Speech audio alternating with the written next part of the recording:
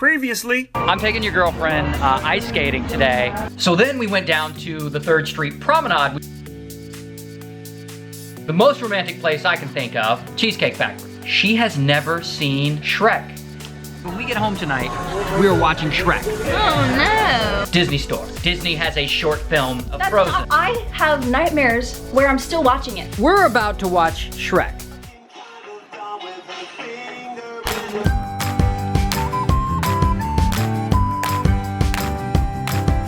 Hey Facebook, what is up? Let me tell you what happened this week. First of all, I was in Alabama doing some shows. Let me just say, Alabama, the entire nation is talking about you right now. And it's crazy. And everyone in Alabama is talking about this Senate race that's going on. Lawmakers are reacting to this explosive new report. As you know, Judge Moore has been falsely accused of some things that he did not do. Moore has been accused of initiating a sexual encounter with a then 14-year-old girl. Doug Jones, the Democrat, he will be the next United States Senator from Alabama. But anyway, got a minivan here. Yep. That makes Kaja a soccer mom. Oh, it's so magical. It's so magic.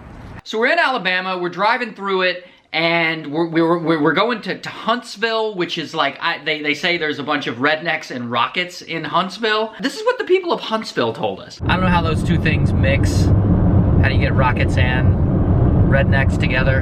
They both start with an R. That's probably it. And the people who aren't rednecks, they built the rockets to get away from the rednecks. That's not a bad theory. Nice. And the comedy club there, instead of giving us a hotel, they actually gave us a house to stay in, which was also pretty cool and very different. Check out downstairs. There's like 6 bedrooms, 5 bedrooms. A little TV. Yeah. So watch CNN. This is great. Office, and go in there and do your work, Frank. Make your phone calls in there. Back in a minute. Your taxes and such. Frank doesn't do his taxes.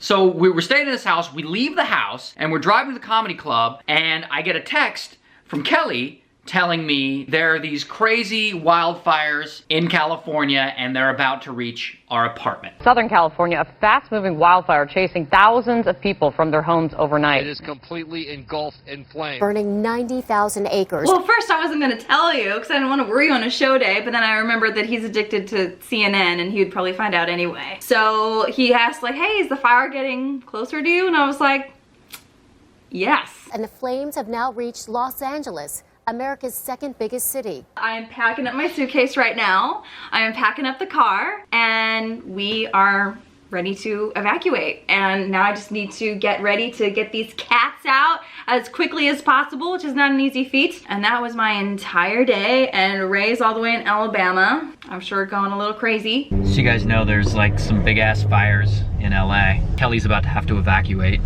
I was gonna ask you about that because it was the neighborhoods that I saw it in is one of her neighborhoods. It's super close to her neighborhood. That's scary. It's super scary. Also, why do I keep getting chased out of places that I live by fire? Yeah, I was literally about to say, like, there's something with you in fire that's happening. So you just packed up everything and you were just like waiting for the call to evacuate. Like everything was just ready. I was just watching the news to be like, is it gonna get closer? And then they have evacuation maps. I was right next to where that line ended. All the winds were gonna carry it. And of course they were carrying it right in my direction. Right. So it was getting up very early in the morning as soon as we heard about the fire, and then staying up all night to make sure that it wasn't getting any closer. I hope everyone's all right. That's the main thing. Yeah, no shit. So I go down to the club, I think it was called Stand Up Live, to do my show. We're doing the mic check, we're setting up, and we're in the green room, and then like my anxiety, sort of like the worry starts to hit me. So when I get back to LA, I may have no apartment again. Well, that's not good. I think more importantly, I'm worried about Kelly and the cats. And if she has to move them out of the apartment, they're gonna freak out because they're cats, and that's just what cats do. I don't like those thoughts. You know, I didn't think they would be burnt up, but like running for their lives, you know? Because Rue can't run very fast. She really can't. She is incredibly slow. I can't run very fast if I'm carrying her. No, she is just completely slow and incompetent and just couldn't actually make it out of anywhere. It really had me worried, and it's like hard to get on stage when you're when you got things going on in your mind. She's a fiery redhead. She'll be fine. Oh, God. This is why I'm on the tour, Ray. I hope Kelly's okay. Like, I'm about to have to go out and be funny. Sounds like you're gonna have to stay on the road. Do more comedy, Ray. Oh, Lord. Yeah, that's the solution. At home, your house is on fire, but on the streets around America, you're on fire. I appreciate how positive you are. You don't need the place to put your stuff and... I have a tent if you want it. A tent. Yeah. I think you're gonna be okay. Burn me once. Shame on you. Burn me twice. Shame on the fire department. My good is you're gonna overcome this with positive mental attitude. P-M-A. P-M-A. Positive mental attitude can stop fires. Yes?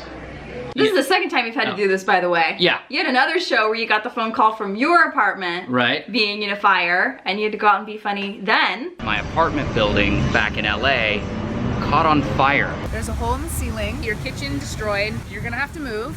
So I have no idea where I'm living. Yeah. Okay. How do you do that? I don't know. I don't know if I was funny. The goal is to push all this bullshit out of my head and go out there and give a hell of a performance. So anyway, went out and did the show. I don't know if I was funny. Am I ever funny? I don't fucking know.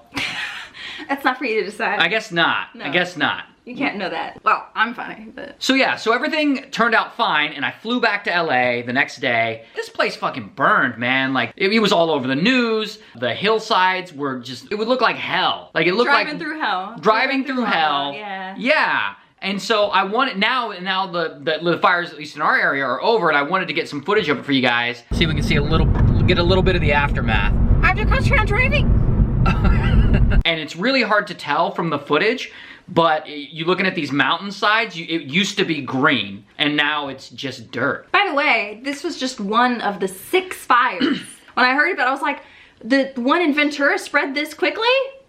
No, it's a whole new fire. Yeah. Just for fun, I guess. Yeah, that used to be all green up there. In the camera, it just looks like maybe just a big dirt hill, but that used to be green. And it smells. Like, it smells really bad. Oh, if you think this is bad, you should have tried to breathe here on Wednesday. You were safely in Alabama. But here's what I have found, is that when Ray's apartment caught on fire, we started to tell people, and we had to tell people that were close to us in our lives. And I remember the reaction from my mom. She was like, oh my God! Completely freaked out when Kelly told her that my apartment caught on fire and all my stuff. I just remember her very oh my God! I thought that, you know, she'd be the only one that have that theatrical of a response, but I found every person we told had basically a response. Yep. I remember we were at the grocery store one day and we told the cashier, and his jaw just... I went, why do people keep having these huge reactions to this? And I went, of course, that's the universal basic human fear, is to lose your home and your belongings, all the things that make you feel safe and secure and comforted. I mean, there's no bigger stressor than a natural disaster wiping that out. And I'll tell you what I learned from the fire with you is that losing the belongings is not the worst part. Like, that's the part we're all afraid of, but that's not the worst part. The worst part is recognizing we have no control over this. That's the part that makes you go, nothing. oh my God! Oh my God! Gosh has to have 2 syllables. For some reason, your mom says it with 2 syllables. Oh my gosh! Well, now every day that my house doesn't burn down, it's a blessing. And releasing that control, so positive. it feels really good. But I also can tell you this, because I saw this happen to someone very close to me. You can lose your home, and you can lose all your stuff, and you will be okay. Who did that? Yeah, it was fine. I lost my stuff and it was fine. And now I'm living here in a 1-bedroom apartment with my girlfriend and 2 cats. And it's amazing. I know. It's a good time. You see? It's not our stuff that makes us happy. It's not our stuff that makes us safe. It's cats. So anyway, I'm back in town. I'm glad that, you know, my girlfriend and my 2 cats are still alive. So I took your girlfriend to one of the most romantic places that I can think of personally. A soup plantation. It's super duper romantic. God. That's not how I sound. When you've been through a traumatic experience, all you really want is an endless amount of carbs and sugar. More like super plantation. Oh Lord. You should open for me. So this is all the stuff we don't get. We just walk right by it. We So we go into Soup Plantation, and then we witness another disaster. Now, I didn't film this because I really didn't want to point a camera at these two people at this time. But this couple was like breaking up. Right in the middle of Soup Plantation. Who the hell leaves someone else at a buffet? There's the girl crying, and the guy just eating. Just eating. What is wrong with people? Who the fuck? Who? Right, and he's like sitting there stone-faced, just eating like, I'm about to go back and get a second plate, baby. You need anything? You may get you some muffins while I'm up? You gonna finish that?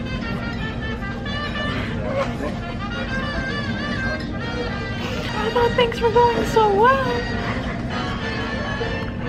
Nah. My mom, you were coming home for Christmas.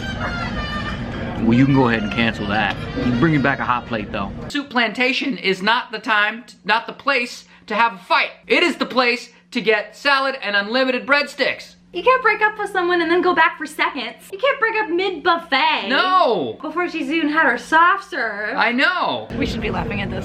It's very serious. Pretty sad. It can't be that sad if it's a Soup Plantation. Ridiculous. Breaking up at Soup Plantation. Yeah, at least take her to Cheesecake To Steak Factory. and Shake or something. Take her somewhere decent. Better take you out to Applebee's. All right, guys. We'll get off. We'll get off here, and we will see you next week. I do like it when my boo takes me to Soup Plantation, though. I feel pretty special. Well, if we ever split up, this is where I'm gonna do it. We're so wrong. Okay, but after I finish my second helping of soft serve, okay? Okay. Okay.